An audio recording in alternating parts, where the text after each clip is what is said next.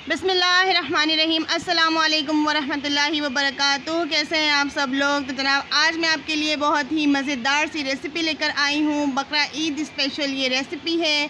आज हमने बनाए हैं बड़े के पाए। बहुत ही आसान तरीका मैं आज आपको बताने वाली हूँ बड़े के पाए का।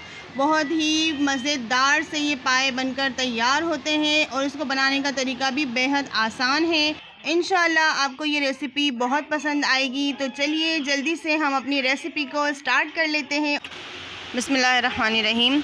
बड़े के पाए बनाने के लिए 4 अदद हमने बड़े के पाए ले लिए हैं और अलग से हमने इसमें नलियाँ डाली हैं। तकरीबन 6 से 8 अदद नलियाँ हैं इसमें।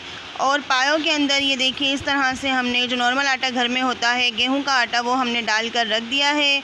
और अब हम इसको अच्छी तरीके से वॉश करेंगे। एक एक पीस पाए का उठाकर इसको हम रगड़ रगड़ कर साफ़ करेंगे। इस तरह से साफ़ करने से पायों की स्मेल भी ख़त्म हो जाती है और पाए हमारे बहुत अच्छी तरीके से धुलकर साफ़ हो जाते हैं।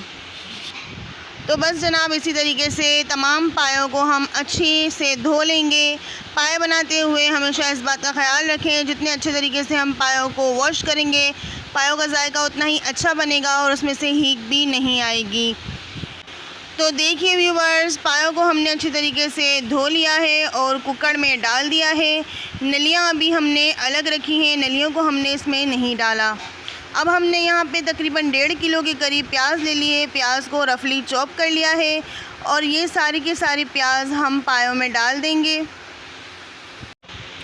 अब हम इसमें डालेंगे तकरीबन 4 टेबल स्पून अदरक लहसुन का पेस्ट। और अब हमने ले लिया है पायों का मसाला जो रेडीमेड मार्केट में मिलता है। यहाँ पे मैंने शान का मसाला लिया है, शान का पाया मसाला। आप किसी भी अच्छे ब्रांड का मसाला ले सकते हैं। ये टोटल मिलाकर 3 साशे के करीब मसाला है।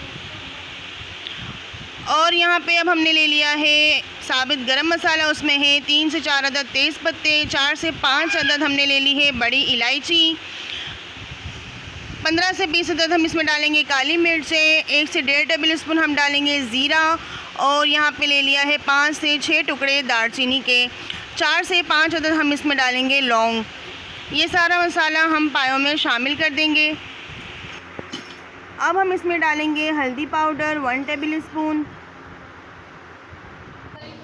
1 टेबल स्पून हम इसमें डालेंगे पिसी हुई लाल मिर्च और तकरीबन 1 टीस्पून के करीब हम इसमें नमक डालेंगे क्योंकि नमक पाए के मसाले में भी शामिल होता है, इसलिए नमक हम इसमें कम रखेंगे।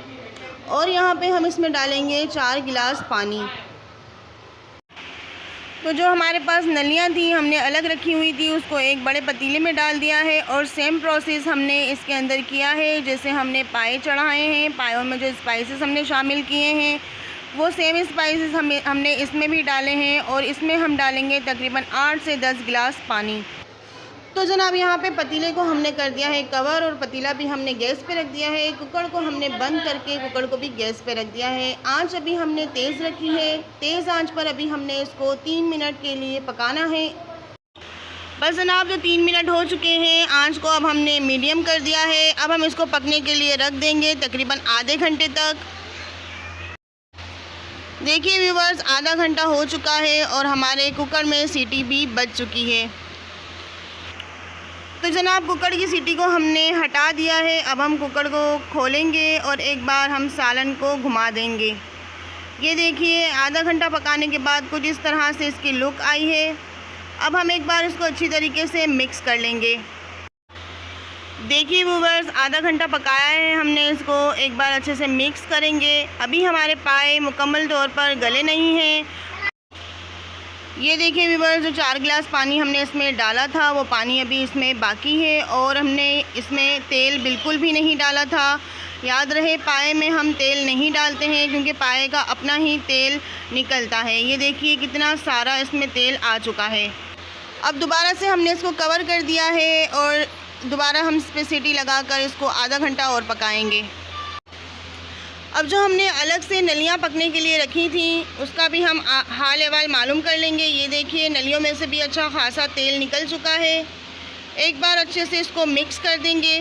आधा घंटा ये नलियाँ भी अभी हमने पकाई हैं। नलियों को गलने में टाइम लगेगा क्योंकि ये हमने पतीले में रखी हैं और कुकर में हमने जो पाए रखे हैं वो जल्दी गल जाएंगे। تو اس کو ابھی ہم 1 گھنٹے تک اور پکنے کے لیے رکھ دیں گے۔ یہ دیکھیے ویورز، جو پائے ہم نے پکنے کے لیے آدھا گھنٹہ اور رکھے تھے وہ بہت اچھے سے گل چکے ہیں۔ آپ دیکھ سکتے ہیں، دیکھیں پائے ہمارے بہت اچھے سے گل چکے ہیں اور اچھا سا شوربہ بھی اس میں بن گیا ہے۔ تو جناب اب جو پائے کی نلیاں ہم نے پکنے کے لیے رکھی تھی وہ بھی پک چکی ہیں، اچھے سے گل چکی ہیں۔ اب ہم نے کیا کرنا ہے کہ جو پائے ہم نے الگ کوکر میں پکائے تھے وہ ہم اس میں شامل کر دیں گے۔ بس تو جناب تمام پایوں کو اس میں ڈال کر ایک بار اچھے سے مکس کر لیں گے، اور اس اسٹیج پر ہم اس میں ڈالیں گے 1/2 ٹیبل اسپون پسا ہوا گرم مسالہ، اور اب گرم مسالہ ڈالنے کے بعد اس کو ایک بار مکس کر لیں گے۔ اس اسٹیج پر اگر آپ کو لگے کہ پائے میں تیل کم ہے تو اب آپ تیل اس میں تھوڑا سا ڈال سکتے ہیں۔ پہلے ہم نے اس میں بالکل بھی تیل نہیں ڈالا تھا کیونکہ پائے کا اپنا بھی تیل بہت سارا نکلتا ہے، اس لیے ہم اب اس میں تقریباً 1/2 کپ کے جتنا تیل ہم اس میں ڈال دیں گے۔ اور اگر آپ کو لگے کہ اس میں تھوڑا سا پانی کم ہے، آپ کو شوربہ زیادہ رکھنا ہے، تو آپ اس میں تھوڑا سا پانی بھی اس اسٹیج پر ڈال سکتے ہیں۔ تو بس یہ تیل اور پانی آپ اس میں ڈال کے، گرم مسالہ ڈال کے اس کو اچھے سے ایک بار مکس کر لیجئے اور اس کو چولہے پر پکنے کے لیے دوبارہ سے رکھ دیجئے۔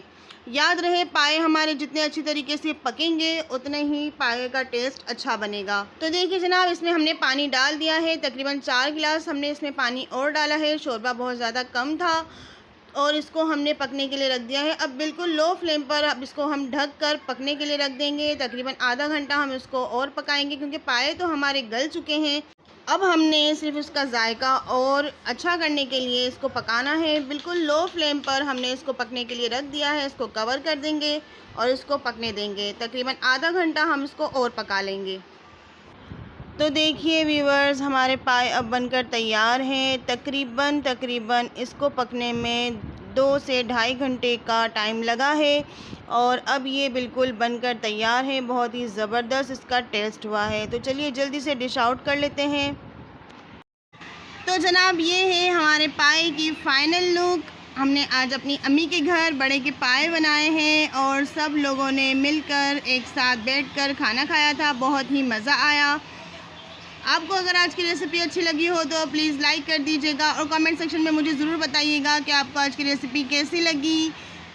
اگر آپ نے میرے چینل کو اب تک سبسکرائب نہیں کیا ہے تو پلیز سبسکرائب کر لیجئے، بیل آئیکن کو پریس کر دیجئے تاکہ میری ہر نئی آنے والی ویڈیو آپ تک سب سے پہلے پہنچ سکے۔ اپنا بہت خیال رکھیے گا۔ اللہ حافظ، فی امان اللہ۔